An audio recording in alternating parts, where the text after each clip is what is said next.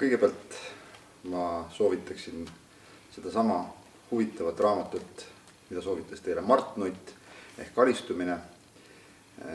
See näitab tõesti Prantsusmaad väga huvitavast vaatevinklist ja see näitab ka just nimelt turvalisuse vaatevinklist hoopis teistmoodi kui mõned teised raamatud, sest turvalisus on olnud minu üks kõige olulisemaid elukutseid või turvalisuse nimel tegutsemine. Ja nüüd, kus maailm on tegelikult väga tõsiselt muutunud ja muutumas, siis selleks, et mõelda nendele riskidele, mis meid tulevikus võivad ohustada ja mis meid ka tänasel päeval võib-olla varjatult ohustavad, siis soovitaksin mina võtta ajaloost ühe sellise raamatu nagu Rahvarevolutsioonide ajalugu 30 näitevaral. See on kirjutatud Terry Nerni poolt, kes on ajaloolane ja vabakutseline kirjanik.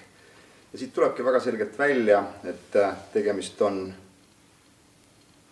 teatud mõttes uue raamatuga, aga teistpidi ei ole siin ka mitte midagi uut päikese all, sest kõik, mis maailmas juhtub ikka selle nimel, et võimu haarata.